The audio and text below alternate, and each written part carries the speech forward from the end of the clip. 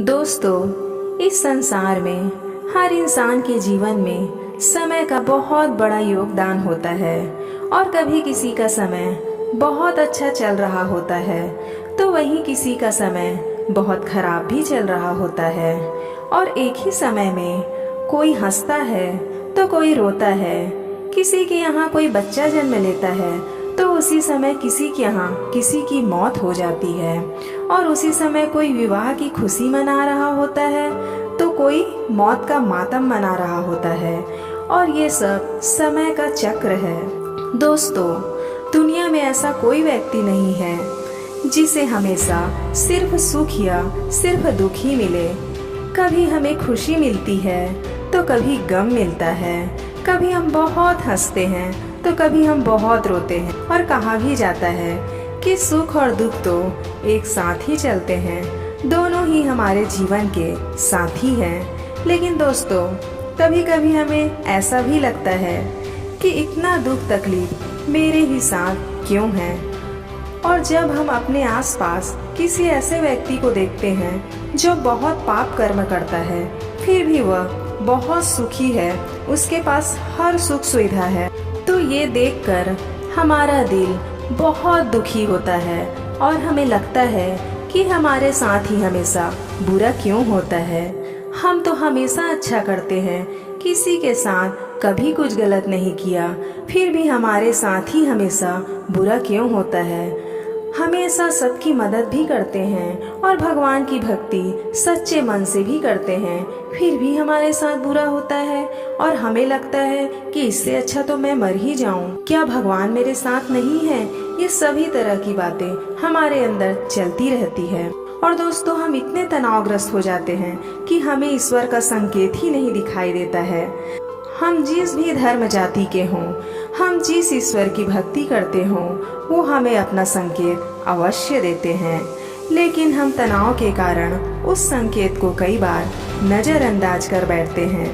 तो दोस्तों, ये डिप्रेशन, तनाव चुटकियों में ख़त्म हो जाएगी अगर आप सक्षम हैं अपना हृदय खोलने के लिए, प्रकृति की प्राण वायु को ग्रहण करने के लिए।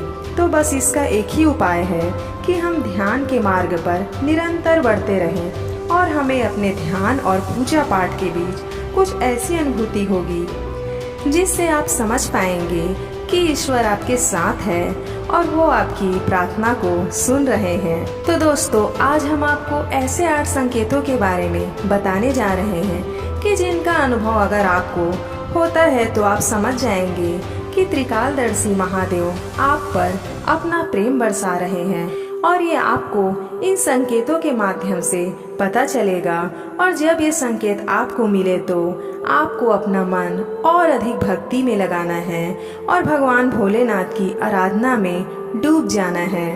तो दोस्तों, आपसे हमारी प्रार्थना है कि वीडियो में अंत तक बने रहिएगा।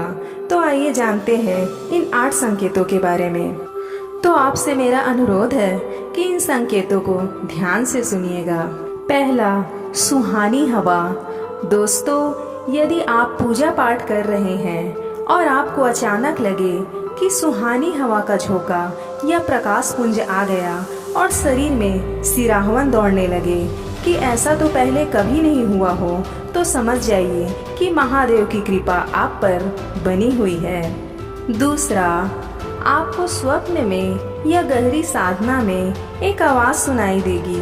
उसके प्रति अगर आप संवेदनशील हो पाए तो आपको समझ आएगा कि वो एक डमरू की लय में बज रही आवाज है, और उस आवाज को सुनने के बाद आपको बहुत ही शक्ति का अनुभव होगा और एक खुशी का एहसास होगा। तो समझ जाइएगा कि महादेव की कृपा आपके साथ है। तीसरा, पूर्वाभास। यदि आपको आने वाली घटनाओं का पहले से ही ज्ञान हो जाता है या पूर्वाभास हो जाता है या किसी न किसी रूप में संकेत मिल जाता है, तो आप ये समझ जाइएगा कि महादेव की कृपा आप पर बनी हुई है। चौथा, सुगंधित वातावरण का एहसास। दोस्तों, यदि कभी कभी आपको यह महसूस होता है कि मेरे आसपास कोई है, या आपको बिना किसी कारण ही अपने आप आसपास सुगंध का एहसास हो, तो आप समझ जाइए कि शिव जी की शक्तियाँ आपके आसपास आपकी मदद के लिए तैयार है। 5वां, ठंडी हवा का घेरा। भूमि पर रहते हुए भी कभी कभी आपको यह एहसास हो कि मेरे आसपास बादल या ठंडी हवा का एक पुंज है जिसने मुझे घेरा हुआ है, तो आप समझ जाइए कि भोलेनाथ की कृपा आप पर है। ऐसा अक्सर बहुत पूजा पाठ करने वाले व्यक्ति के साथ होता है। 6वां, किसी के जगाने की आवाज। दोस्तों, जब आप रात्रि में गहरी नींद में सो रहे हैं और आपको लगता है कि किसी ने मुझे आवाज दी और आप अचानक ही उठकर बैठ जाते हैं और फिर आपको आभास होता है कि यहाँ तो कोई नहीं है, लेकिन आप सोचते हैं कि आवाज तो स्पष्ट थी और ऐसा आपके साथ कई बार होता है, तो घबराने की जरूरत नहीं है। ऐसे में भी आपको समझ जाना चाहिए कि उस ईश्वर की कुछ ऐसी शक्तियाँ हैं जो आपको आवाज दे रही हैं। 7वां, सपने में यदि आपको कोई मंदिर, शिवलिंग या काला सांप दिखाई दे तो इससे भी आप समझ जाइए कि महादेव की कृपा आप पर है और जल्दी ही आपकी जीवन की सारी परेशानी खत्म होने वाली है। 8वां, दोस्तों, अगर आपके साथ कुछ बहुत बुरा घटना हो गया और आप ईश्वर के पास बहुत रोते हैं कि आपने मेरे साथ ऐसा क्यों किया, ऐसा कहकर उन्हें बोल बोल कर रोते हैं और उन्हें दोषी भी ठहराते हैं और हम दुख में आकर उन्हें कुछ भी बोल देते हैं, लेकिन वो इतने दयालु हैं कि वो हमें तुरंत माफ कर देते हैं और वो हमें सपने में आकर किसी न किसी रूप में यह जरूर बताते हैं कि तुम्हारे साथ कुछ गलत हुआ है, लेकिन उसे मैं अवश्य ठीक करूँगा और उसके बाद तुम्हारे जीवन में बहुत सुंदर और बहुत बड़ा बदलाव लेकर आऊँगा।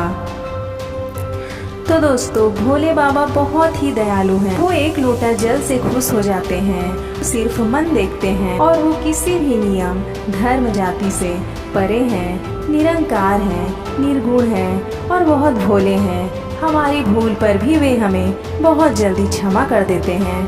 तो ऐसे ही हैं हमारे भोले बाबा। तो अगर वीडियो पसंद आया हो तो हमारे कमेंट में ओम नमः शिवाय या हर हर महादेव अवश्य लिखिएगा और हमारे चैनल को सब्सक्राइब भी कर दीजिएगा।